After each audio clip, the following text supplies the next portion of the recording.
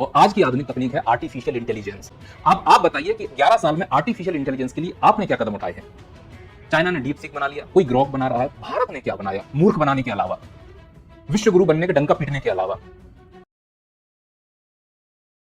यह सरकार हमेशा जिम्मेदारियों से पल्ला झाड़ने वाली सरकार रही है और ठिगड़ा हमेशा दूसरों के ऊपर फोड़ा है, खासकर उनके ऊपर जो मरकर चले गए। इस देश में कुछ भी अच्छा हो मोदी जी ने किया, कुछ भी गंदा हो वो नेहरू जी कर गए। आप समझना, लाल किले की प्राचीर से प्रधानमंत्री जी बोलते हैं कि दूसरों की लकीर छोटा करने से तुम बड़े नहीं हो जाते हो, और उसी भाषण में कुछ देर के बाद ये खुद 50-60 साल पीछे चले जाते हैं। तब किसकी लकीर छोटी कर रहे हो आप? और जाकर क्या बोलते हैं आपको सुनिए। आप मेरे नौजवान जानकर के हैरान हो गए।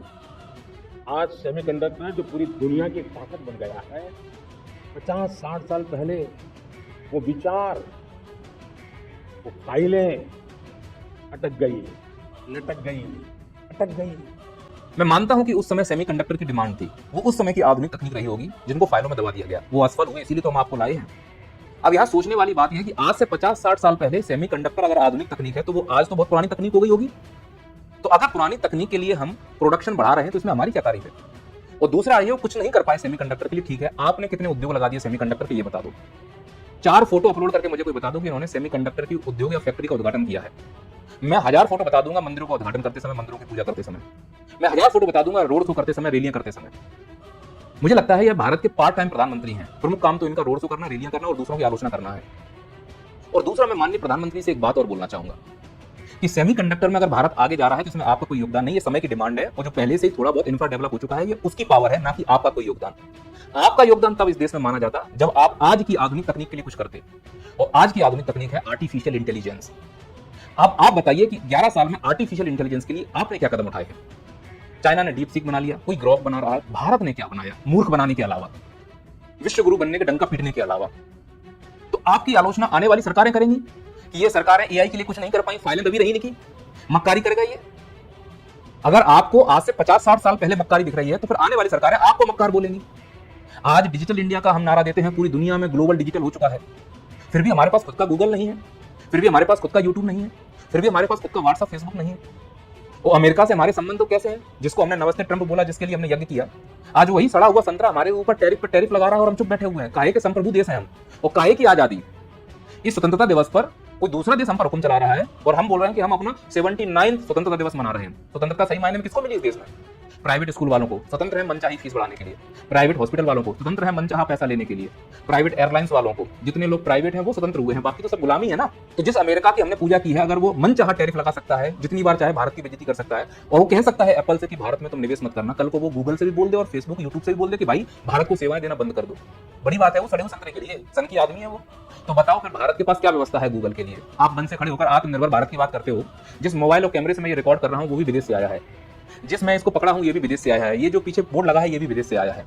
भारत ने पिछले 11 साल में कौन सी ऐसी फैक्ट्री लगा दी है जो भारत में बना रहा हो? मोबाइल भारत का नहीं है, कपड़े भारत के नहीं है, कैमरे भारत के नहीं है, टीवी भारत की नहीं है, गाड़ियां भारत की नहीं है, और एक्चुअली जिस टेलीप्रॉम्प्टर का प्रयोग करके आप भाषण देते हो वो भी भारत में नहीं बनते।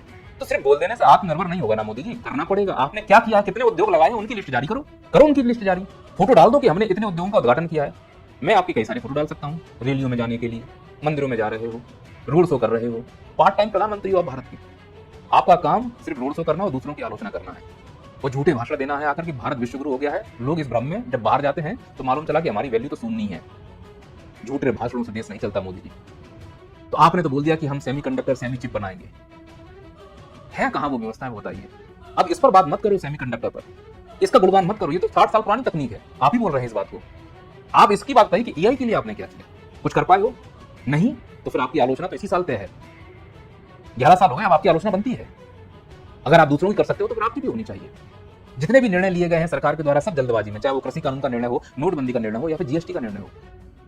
जीएसटी में खामियां हैं, विपक्ष के कुछ लोग बोल रहे हैं, सुनो सरकारें ऐसे चलती हैं पक्ष विपक्ष को मिलाकर, देश हम सबका है, बापौती तो है नहीं है किसी की। ट्रंप ने कुछ बोला तो आपने कहा ये मेरा व्यक्तिगत नुकसान है। आपका व्यक्तिगत नुकसान कैसे है? जब ट्रंप के लिए आपने नमस्ते ट्रंप किया था तो आपको व्यक्तिगत फायदा था क्या? प्रधानमंत्री पद पर कुछ व्यक्तिगत नहीं होता, प्रधानमंत्री प्रधानमंत्री होता है देश का। आपका नुकसान पूरे देश का नुकसान, आपका फायदा पूरे देश का फायदा। तो जीएसटी भी अगर नुकसान में आता पूरे देश नुकसान में जाएगा। व्यापारियों को कितने बुरे दिन देखने पड़े नोटबंदी और जीएसटी के चलते, आपको महसूस हो रहा है इस चीज के लिए, लेकिन ईगो के चलते में अपने देश की अर्थव्यवस्था की लुल्ली बजा दी।